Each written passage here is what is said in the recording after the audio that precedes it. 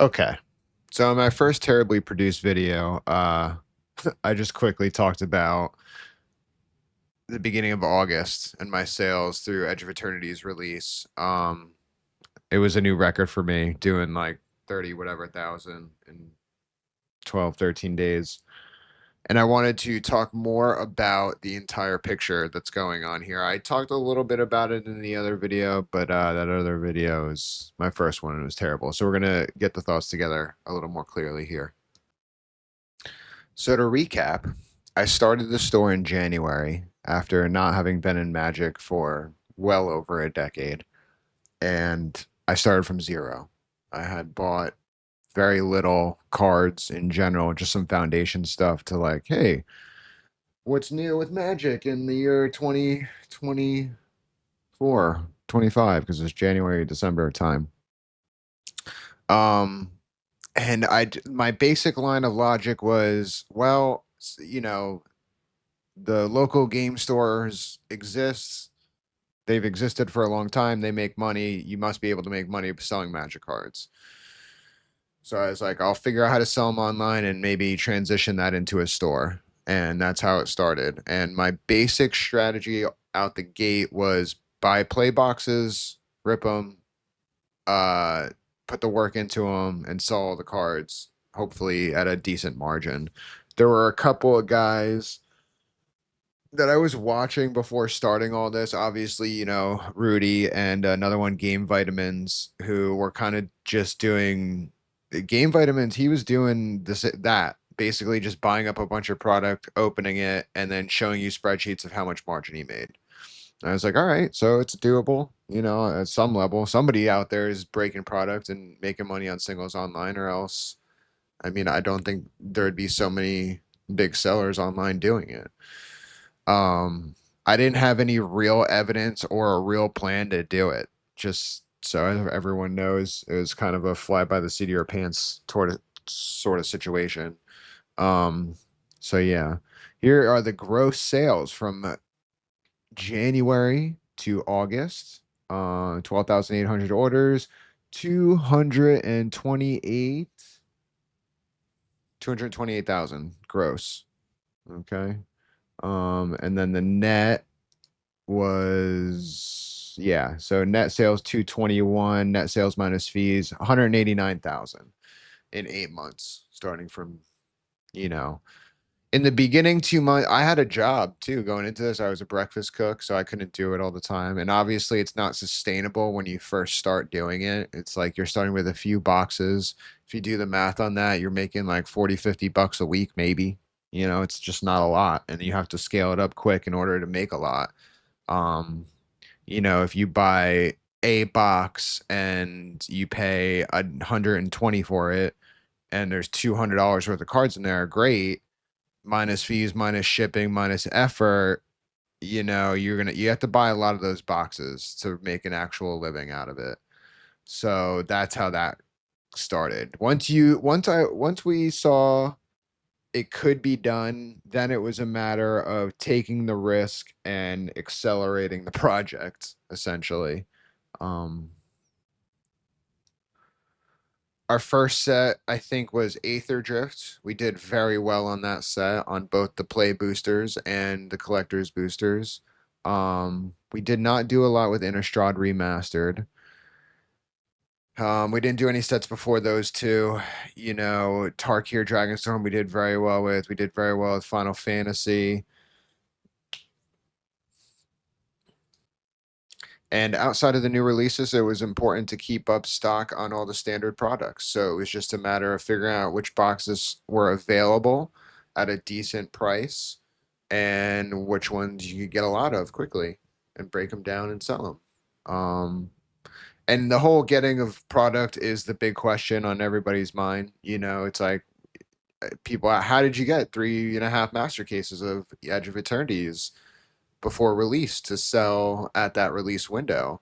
Or how did I get this product? Or how did I get that product? And I'll go over all that. It's basically different for everything, as it was different for every set as it released, and how we handled it, how much money we made, how much money we left on the table because we made mistakes and did things, wrong or out of time or what have you. You know, that kind of stuff happens frequently. So the whole thing was scaling this to this level from 0 to 200K or whatever is churn. You really have to just be selling as quickly as you have to figure out what the price points are that sells the cards. You have to hammer it as hard as you can. You can't be sitting on things. It's very difficult to speculate. It's really a grind scenario. You have to take your shot and grind it out. You can't, and if you make mistakes or make losses along the way, you just got to keep moving on, keep buying product, keep the churn going, keep your inventory up, keep it diversified. And that's really the best way to handle this, is in my opinion. You can't be choosy or anything like that. It's just a lot of work right up front. It's fun. You get to open a lot.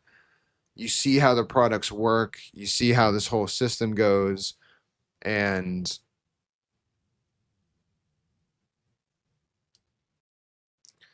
then as you grow, you know, you'll get to the point where, and you'll know when you're leaving a ton of money on the table because you have a normal job. And that's what happened to me. It was basically like, I'm getting too many orders. I have too much product to process in the evening. I'm now working in a diner, cooking all day for breakfast, coming home, working till 10, waking up at 3, 4 in the morning, doing work in the morning, going to an actual job, coming home. It becomes too much. And there's a tipping point to where if you put more work into the cards, then it'll offset any loss you have on the paycheck end from the normal job.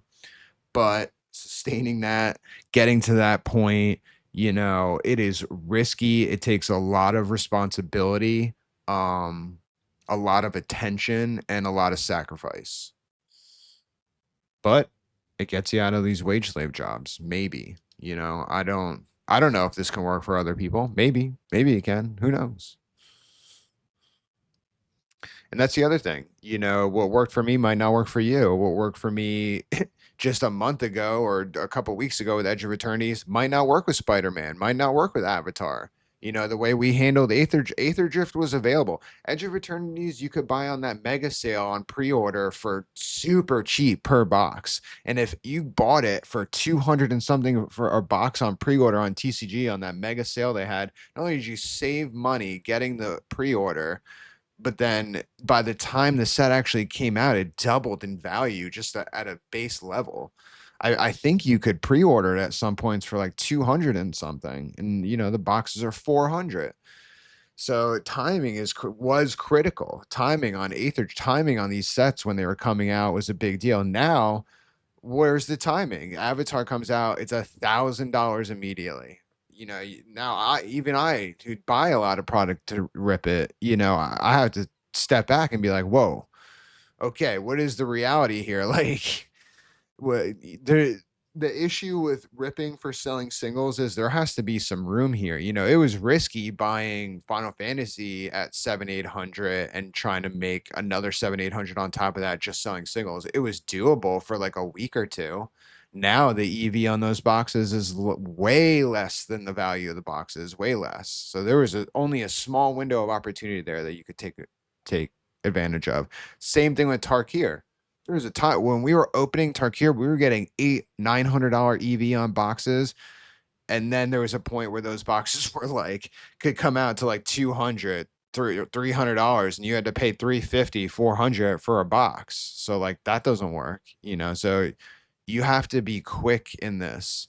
And strategies that worked with one set will not work with other sets. You have to be fluid and be willing to change your mind about things. You can't be married to, oh, this is how you make money doing this, right? It'd be ideal. It'd be super nice if you could just use the same strategy over and over again, but that's not this business. That's not, and you know, honestly, that would be boring. This is kind of fun. You know, I'm also an options trader, so obviously I do things that are entirely unconventional, you know. So this is one of those things. Funding is a big deal. If you want to go from 0 to 200K, you have to be willing to take out large lines of credit, pay them off immediately, do things that everyone would tell you not to do. There is no way, and you need to have, so I work with other people on this. Like, it's not like I primarily do it, but I have a network of people behind me supporting me and trusting that, this will work out, which it doesn't seem like it's going to work out. If you just look at it, um, on paper, if you're starting from zero and look at this on paper, like, oh, I'm gonna go buy sealed magic or sealed trading card game X and open it all and ship it and sell the singles and hopefully that ends up to be more money. I mean, time, taxes, fees, shipping. If you like, it doesn't seem like it's gonna work. It doesn't seem like it's gonna work, you know?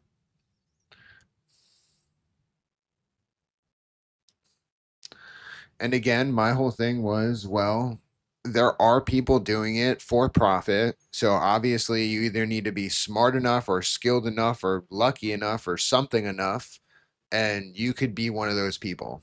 So I just shot my shot and went for it. Um, yeah. The primary strategy for product, obviously is figure out which stuff has the high EV. There's tools like Mox Alpha, MTG stocks. There's actual opening and scanning of things and figuring it out. One thing, here's an example. Well, here, we could take a quick look here on Mox Alpha and see exactly what's happening right now. Sealed boxes. Let's go. I already know. Let's go to Outlaws. Yeah, here it is. Outlaws Thunder Junction Play Booster Box. 189 EV, right? So you get that box for 120 maybe if you're lucky. Maybe, yeah, it'd be tough. It'd be tough to find that box for 120 right now. Um, so what's that leave? $70 on the table, maybe a little more. And this isn't a hard number. It's just a guide. In the case of Murders of Karlov Manor, I found that after opening cases and cases of play boosters, whenever you hit the dual lands, you get multiple rares in the pack. So I'm not so sure that the algorithm that they use to simulate the pack openings on Mox Alpha totally accounted for what's really going on in the pack. And that's the case with a lot of these EVs. There are some EVs published here where I've personally opened multiple cases of product and gotten a consistent EV over or sometimes under. Sometimes we fail and oops, we bought a thing and that's no good. Let's get rid of that quick. But for the most part, we buy good stuff. And yeah, a lot of times EVs come out way higher than what you might expect.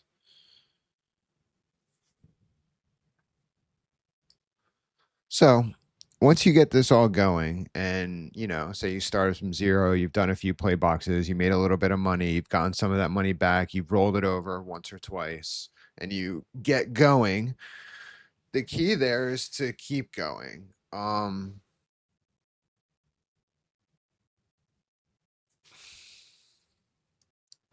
So if you keep yourself informed, if you stay very current with pricing on all the cards from the standard sets, if you know what you're buying and you know how to handle things quickly, if you come up with a good system to process tons of cards, open tons of product, like these things need to be done very fast to make them worthwhile. You could spend hours opening just 6 boxes or one case of play boosters, but realistically, you need to be opening multiple cases and putting out like, for instance, is it easier? It's easier to list cards if you have a master case of collector's boosters, right? Because you open all the boxes, you have multiples of every card. Okay, you pretty much you're gonna hit on like every card multiple times, foil, non-foil, extended art, non-extended art, whatever. And then when you're listing, you're just counting up the copies. It's the same amount of cards, but it's just more. It's the same amount of individual cards, but more of each card, more profit, more turnover, more visibility. People like buying play sets of stuff. When you have a wider inventory, it gets more people in your store. These are all things that you figure out along the way and you start having real fun with, or at least I did. And, I keep pushing, right? And then lately, now with the change in pricing and everything like that, I've kind of taken a minute to think and trying to wonder like, okay, well, what's the next at the moment? The moves are buy Commander Masters draft boxes cheap, buy Modern Horizons 3 cheap, because they're like 220 with 320 in the box. So that's like the bread and butter of the store. Buy a couple of cases of those two sets. Those cards sell really well. They keep money flowing. They're profitable, things like that. And then I'm eyeing Duskmore. And here's the other thing. You could look at EVs sometimes and, it might be delayed from the actual market that's going to happen for that. I recall, I know there was a dip in Bloomberg singles pricing for a hot minute, and then maybe it went back up at one point. I don't know. It's been a lot of months. There's been multiple instances where this has happened, where prices have dipped, and then I actually bought it when the EV didn't look that great or wasn't that good, and with the idea, well, because I would be playing standard or I'd be playing arena and be like, I see these cards all the time. I know this set's going to go up in EV. It's going to take a couple of days, a week, or whatever, and something. I called most of them actually, but I like to think that you're probably more wrong than not. I don't know. It's weird. Maybe I just got lucky with a lot of this shit. Anyway, finding these boxes at the right price is difficult, and that's going to be the next video. The business was built on taking chances, scaling upwards. I'm at 200 now, or 189 net after fees. I'm 8 months in. I guess I got another 100K in me coming up through Christmas. So basically, it's nice that I started in January. So every January it resets. So I got like 3-4 months left, and let me keep moving here. But I don't know if my growth rate is the same at the moment. It's pretty steady. Still cashing out decent amounts each week. I try to keep the payout total at 10K. It's at 17.4 now. Sometimes it'll build up and then it'll go under the 10K, and then I'm like, all right, well, let's run a sale. Let's get everything out, get the stuff that's been sent out. A lot of times you'll end up sitting on inventory that you already made money on those boxes, and then it's just like leftovers that end up sitting for weeks, and then you can run sales on that stuff. Set it all to the TCG market low, blow it out, and even more money on top of the box that you already made the money on. Just little things, little strategies, little different ways. Yeah.